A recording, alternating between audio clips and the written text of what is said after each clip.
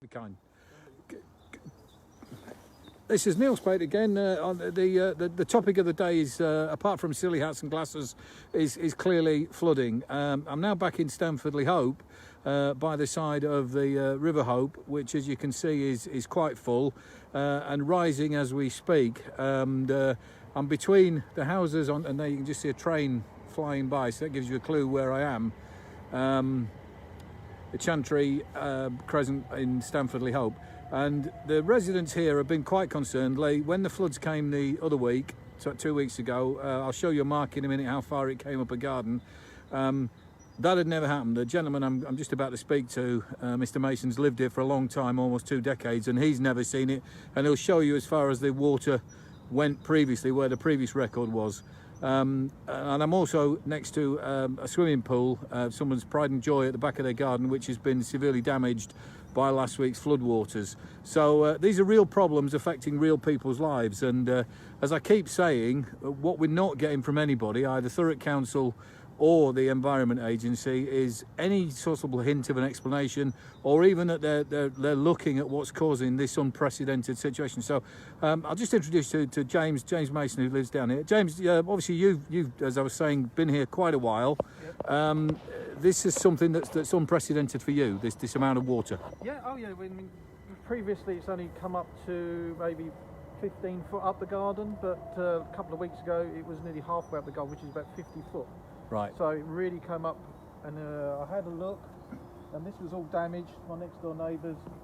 Yeah, we can see you saying this is the pump out for air intake, yeah, for the swimming pool. This high. Yeah. And obviously the water's just gone into the pump, which usually gets out water. So right. Yeah. That ruined it. Yeah. So that's another insurance claim, no doubt. But yeah, we'll go through from your neighbours to your garden, and thank you for showing this to our people. I think.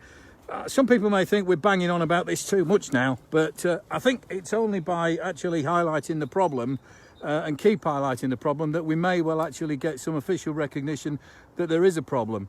You were saying to me that I think this tree was the previous highest it's been? Where we can't tell we would know where the water would come up to usually. Right. And I've been here since the 80s, and it would usually come to about here, maybe a little bit more, but not much. But when we had the big flood a couple of weeks ago now, I think, yeah, it came up to where these were, and I put the markers up because I wanted to follow it. Yeah, and as you can see, and that presumably started to impinge on your rather nice summer house there. It would have done, yeah. But yeah. Luckily enough, it stopped. Yeah.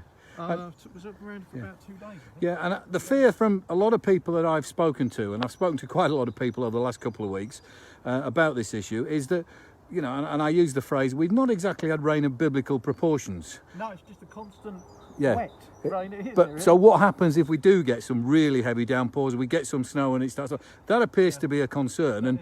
And if we can find out if there is a problem, and maybe it is just an act of God, and unfortunately John Guest has left us now, so we can't ask him. But you know, it seems to me, and I'm a lay person in this, and I always preface anything I say by that, but as an ordinary person, something has definitely changed. Yeah, it could be we've got the station that's doing work, and they maybe not be clearing the work that they're cutting down the trees, and that's going to block up the water when that obviously floats downriver. Yeah. You've got the new houses being built on floodplains, which is also a problem. Massively problematical. It's got to go somewhere. Yeah, it has. It has. It's just going to go further on. Yeah. If the council don't want to do anything about it, then there is a problem. Well, it's obvious because it shouldn't be like this high. Yeah. Not constantly. No. Okay, well, look, thank you very much for showing that. I mean, I keep looking at this floodwaters from different perspectives in Stamford.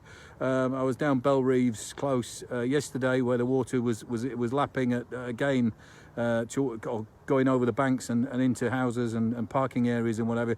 Clearly here, and the fear must be at the moment, the tide on the Thames is coming in.